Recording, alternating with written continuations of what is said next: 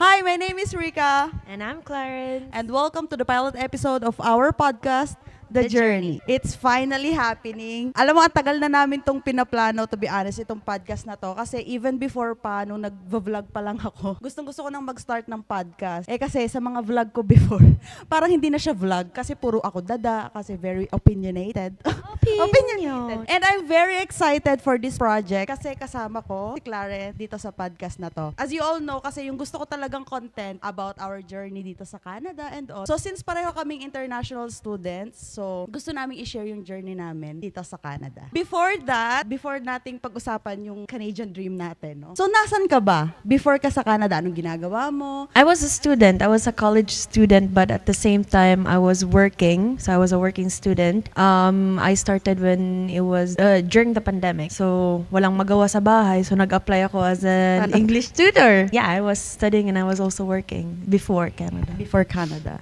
Yeah, so ako naman, kasi before ako nag-Canada is nasa Singapore ako. So doon kasi ako, more than half of my life, nasa Singapore ako. And then, I had a career. Moving forward, bakit ka nag-decide na mag-Canada? Kasi sabi mo before, student ka. And then sabi mo naman is working student ka, may job ka and all. So, anong nakapagpa-change ng mind mo or anong nakapagpa-decide sa'yo na magpunta ng Canada? Ate ko. Hindi yun talaga, Ano, decision mo talaga? I actually had options. So when I graduated, Englishera, yun lang talaga komportable. Ano lang siya, Bisaya kasi siya, so mas comfortable siyang mag-English kaysa sa mag-Tagalog. So ako naman is Tagalog person. Tagalog. So okay lang yan, nagka-compliment kami sa isa't isa kasi English siya, Tagalog ako. So go on. Hindi ka rin ng Bisaya. Gusto Kaya mo nakakaintindi Bisaya na- ako? So nakakaintindi din ako ng Bisaya, konti. Pero mas comfortable ako sa Tagalog. So yung question is, bakit ka nag-decide na mag-Canada? So, Okay, so first off talaga, yung nag-influence sa akin na pumunta dito is yung ate ko. She needed help, first and foremost, but I also had options. So if I didn't choose Canada, then I would have proceeded with law school. But which is yun din yung course mo Oo, that time.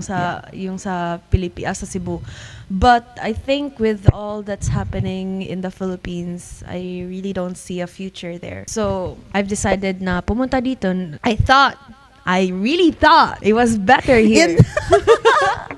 But it is. In some ways, it is better. But hindi talaga siya compared sa buhay natin sa Pilipinas. It's Yeah, not of because na nandun yung family ko and wala sila dito. Like when I was a student, I only had my cousins, but they were also working. But it's different. Very different when you're here. Somehow, nag-decide ka rin naman for yourself. Yeah, for myself. Not only because sinabi ng ate mo or ang ate mo ang nag-decide. Ginusto mo din na mag-Canada. Yeah, So, I weighed parang my half-half. options. Pero if, for example, hindi nabuksan ng ate mo or hindi siya nakapag-suggest or nakapagbigay ng No. idea sa'yo, hindi ka I- magka-Canada. No, I don't. So, wala siguro akong lakas na pumunta dito Lakas ng loob na lakas pumunta. ng loob na pumunta dito, like Yeah, made process things on my own. And hindi siguro ako papayagan ng parents ko. Yan din. Kung wala dito yung ate mo. Wala dito Yeah, yung ate made ko. sense. So ako naman, nag-decide talaga ako. Actually, masasabi ko talaga na very impulsive yung decision ko kung bakit ako Very impulsive. Kasi katulad nga ng na-mention ko kanina, meron naman akong career sa Singapore, 'di ba? Nandun yung family ko, nandun yung kapatid ko, and more than half of my life talaga nandun ako sa Singapore. So, ang dami nagtatanong sa akin, bakit talaga ako nag-move sa Canada, especially pag nalalaman nila na nasa Singapore na ako. So, and then nag-move ako ng Canada. So, parang maling decision 'yon. But sa akin din, marami talagang factor kung bakit ako nag-move sa Canada. But the main point is, hindi ako kontento sa buhay ko sa Singapore. So, yun na lang yung kumbaga pinaka-root na reason kung bakit we ako had that talk. Oo, 'di ba? Kumbaga hindi tayo kontento sa buhay na meron tayo, which is later on na lang natin na realize na ay dapat pala na kontento na lang ako, 'di ba? Naging thankful na lang ako. Nung unang sinabi niya kasi daw paikot-ikot yung routine niya sa Singapore. Singapore. Sinabihan ko siya. Nung una tayong nagkakilala, 'di ba? Actually, siya din yung nung una kami nagkakilala and then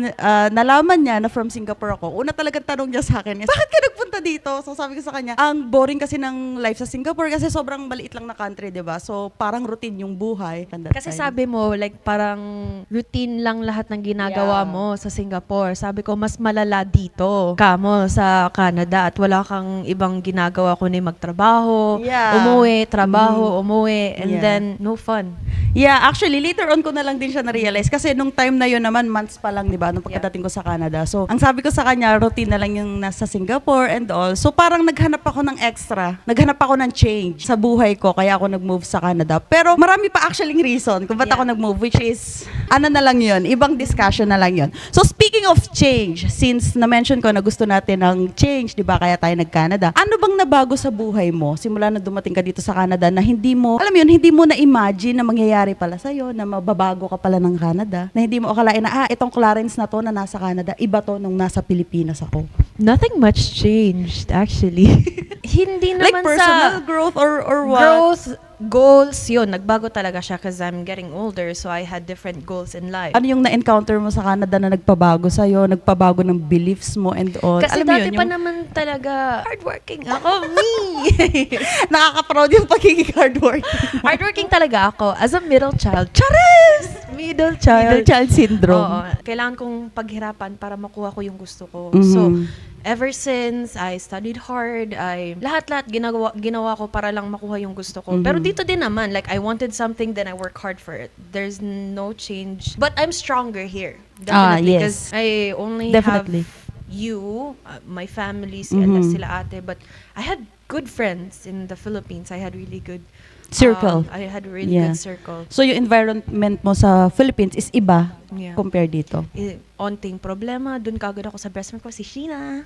So, yeah. Yeah. So masasabi ko din, ako din, naging stronger ako. And I don't wanna use the word stronger, pero sa akin, siguro mas na-appreciate ko yung buhay. Kasi nga sabi ko kanina, hindi ako kontento dun sa buhay sa Singapore. Para ngayon, pagdating ko sa Canada, mas na-appreciate ko na yung life. Kasi before, I had everything. Meron akong career, meron akong fixed income, high paying job. So, nabibili ko kung ano yung gusto ko, even once na lang, 'di ba? Pero pagdating ko dito sa Canada, as in zero, negative pa. So, parang ang naging change sa akin dito sa Canada is parang mas na-appreciate ko yung life na konting dumating sa akin. Pinagpapasalamat ko talaga kasi ang hirap ng buhay dito, me. Mahirap talaga. Mahirap talaga ang buhay dito. So parang doon ko na-appreciate, mas na-appreciate ko yung buhay nung dumating ako dito sa Canada. Kasi tama talaga di ba? Hindi mo ma-appreciate yung isang bagay na meron ka hanggat mawala yan sa'yo. Ay, ang ganda na pala ng buhay ko. Meron na pala ako ng lahat. Tapos hanggang sa bawiin yan sa'yo, tanggalin yan sa'yo dahil sa mga decision na ginagawa natin. So doon pa lang natin mas ma-appreciate ang life. That's the lesson. Yeah, that's the lesson. Pala, nakalimutan kong tanong, ano palang nararamdaman mo since ito kasi yung first podcast and first appearance namin dalawa. Kasi sa mga vlogs ko before, never siyang nakakasama. Kasi ayaw niya talaga ng ayaw niya talaga I don't even have social media, guys. wala siyang social media and all. Well, ngayon lang din naman. Like, may social life pa naman ako before. Like, mas gusto kong mag-explore. Like, I've met a lot of people through volleyball. Friends in school when I was in London, when I was studying. London, Ontario po, hindi UK. But yeah, ngayon na lang kasi grabe yung mental stress. Yung mental struggles natin pagdating natin. Nung dumating tayo sa Canada, no? Na hindi natin nakalain na pagdadaanan pala natin yung stress, I've never ganun, experienced anxiety. this much pressure before, but ngayon lang. Which is, for me, a good way of improving myself. And now that I don't have social media, I think it helps me. Tapos to may peace build- ba? Peaceful Oo. ba? Sobra kasi, opposite talaga kaming dalawa.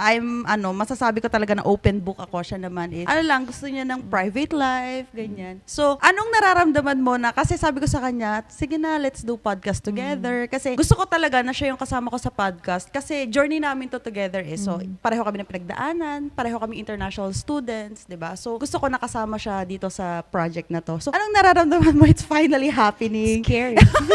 Sa harap ng It's mga scary camera. kasi dati pa naman nahihirapan ako mag-open up sa'yo, but now I'm open up to a lot of people. So, which is, I think, but it's good because I think a lot of Yeah. people would learn from us. Yes. Most especially those who really want to come here. Mhm. It's a struggle, but it's also fulfilling, and a lot of people really want to come here because they have a dream. It's scary, but at the same time, I really want to pass on the lessons that we have learned Yeah. here. We want to show the reality here in Canada. Actually, yun talaga yung main point or yun talaga yung vision namin to share our experience, our story, para din maging lesson and maging inspiration sa nakakarami. Yun nga, katulad ng sinabi niya na before kayo magpunta ng Canada, di ba? So yeah, that's it. I think that's it, guys. That's all for today, guys. Thank you for tuning in and listening to our story. And I'll see you to the next episode of The Journey.